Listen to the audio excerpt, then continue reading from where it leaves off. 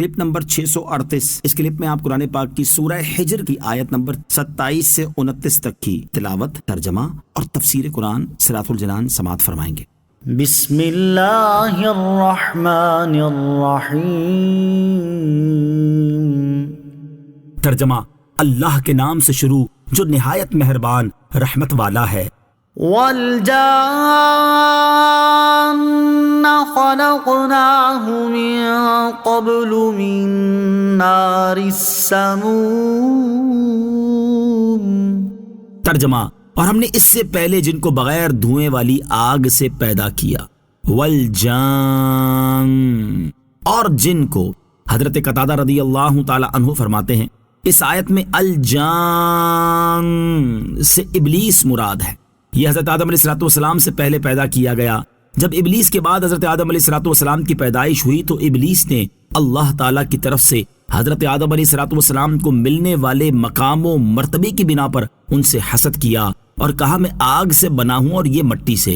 Note, یاد رہے کہ الجان سے متعلق مفسرین کے اور بھی اقوال ہیں۔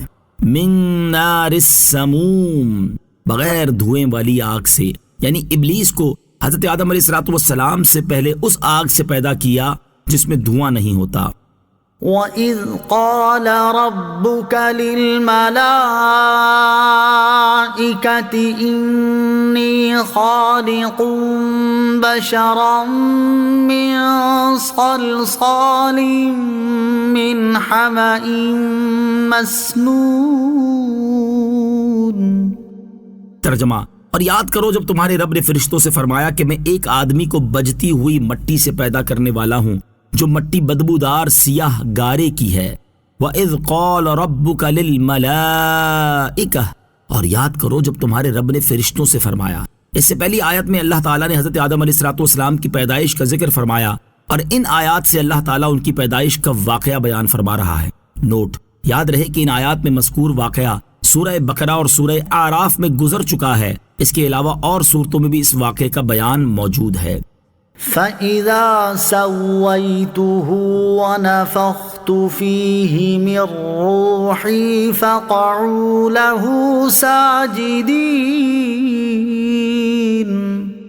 ترجمہ، تو جب میں اسے ٹھیک کر لوں اور میں اپنی طرف کی خاص معزز روح اس میں پھونک دوں تو اس کے لیے سجدے میں گر جانا۔ وَنَفَخْتُ فِيهِ مِن رُّوحِي، اور میں اپنی طرف کی خاص معزز روح اس میں پھونک دوں۔ اس آیت میں اللہ تعالیٰ نے حضرت آدم علیہ السلام کی روح کو اپنی طرف ان کی عزت و تکریم کے طور پر منسوب فرمایا، جیسے کہا جاتا ہے بیت اللہ، ناقۃ اللہ، عبد اللہ۔ نوٹ، روح سے متعلق کلام سورہ بنی اسرائیل کی آیت نمبر 85 میں مذکور ہے۔ فَقَعُوا لَهُ سَاجِدِينَ، تو اس کے لیے سجدے میں گر جانا۔ اس آیت میں اللہ تعالیٰ نے فرشتوں کو حکم دیا کہ وہ حضرت آدم علیہ السلام کو سجدہ کریں۔ یہ سجدہ تعظیمی تھا، عبادت کا سجدہ نہیں تھا۔ سجدہ تعظیمی کو جائز ثابت کرنے والوں کا رد۔ یاد رہے کہ یہ آیت اور اس سے اگلی آیت اس امت کے لوگوں کے لیے سجدہ تعظیمی کے جواز کی دلیل نہیں بن سکتی۔ چنانچہ جو لوگ سجدہ تعظیمی کو حضرت آدم اور حضرت یوسف علیہ السلام کی شریعت کا حکم بتا کر اس کا جائز ہونا ثابت کرتے ہیں، ان کا رد کرتے ہوئے اعلیٰ حضرت امام احمد رضا خان رحمۃ اللہ تعالی فرماتے ہیں سرے سے اس کا آدم یا یوسف یا کسی نبی علیہ السلام کی شریعت ہونے ہی کا ثبوت دے، اور ہرگز نہ دے سکے گا۔ آدم علیہ السلام کی آفرینش سے پہلے رب عز و جل نے یہ حکم ملائکہ کو دیا تھا۔ فَإِذَا سَوَّيْتُهُ وَنَفَخْتُ فِيهِ مِن رُّوحِي فَقَعُوا لَهُ سَاجِدِينَ، جب میں اسے ٹھیک بنا لوں اور اس میں اپنی طرف کی روح پھونک دوں اس وقت تم اس کے لیے سجدے میں گرنا۔ تو اس وقت نہ کوئی نبی تشریف لایا تھا، نہ کوئی شریعت اتری۔ ملائکہ و بشر کے احکام جدا ہیں۔ جو حکم فرشتوں کو دیا گیا وہ شریعت میں من قبلنا نہیں۔ قصہ یوسف علیہ السلام سے اتنا ثابت کہ شریعت یعقوب علیہ السلام میں سجدہ تحیت کی ممانعت نہ تھی کہ انبیاء علیہ السلام فعل ممنوع نہیں کرتے۔ ممانعت نہ ہونا دونوں طرح ہوتا ہے، یا تو ان کی شریعت میں اس کے جواز کا حکم ہو، یہ اباحت شرعیہ ہوگی کہ حکم شرعی ہے، یا ان کی شریعت میں اس کا کچھ ذکر نہ آیا ہو تو جو فعل جب تک شرع منع نہ فرمائے مباح ہے، یہ اباحت اصلیہ ہوگی کہ حکم شرعی نہیں بلکہ عدم حکم ہے۔ اور جب دونوں صورتیں محتمل تو ہرگز ثابت نہیں کہ شریعت یعقوبیہ میں اس کی نسبت کوئی حکم تھا تو شریعت من قبل نہ ہونا کب ثابت؟ بحمدہ تعالی شبے کا اصل معنی ہی ساکت۔